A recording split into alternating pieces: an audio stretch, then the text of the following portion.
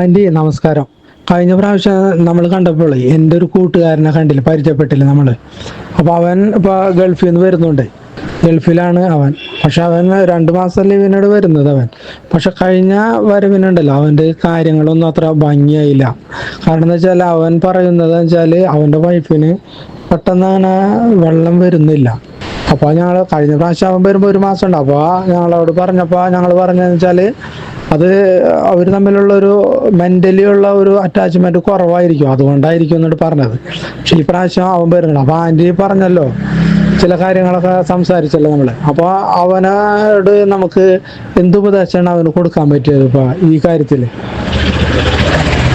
അതായത് അവൻ്റെ വൈഫിന് പെട്ടെന്ന് ഒരു മൂഡ് വരാനായിട്ട് എന്തൊക്കെയാണ് ചെയ്യാൻ പറ്റിയ കാര്യങ്ങൾ ആൻറ്റി ഒന്ന് അതിനെക്കുറിച്ചൊന്ന് പറഞ്ഞു തരുമോ?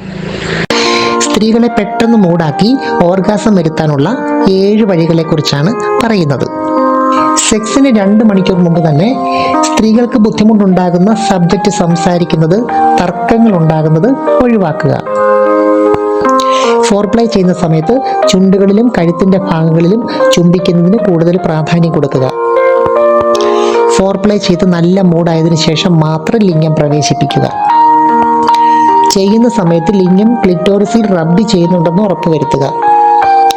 സെക്സ് ചെയ്യുന്ന ദിവസം മാക്സിമം സന്തോഷമായിട്ടുള്ള കാര്യങ്ങൾ സംസാരിക്കാൻ നോക്കുക. അവരുടെ വികാര കേന്ദ്രങ്ങൾ തിരിച്ചറിഞ്ഞ് അവിടെ കൂടുതൽ സ്റ്റിമുലേഷൻ കൊടുക്കാൻ ശ്രദ്ധിക്കുക. കുറച്ച് സമയം ഓറൽ ചെയ്തതിന് ശേഷം ഇന്റർകോഴ്സ് ചെയ്യാൻ തുടങ്ങുക.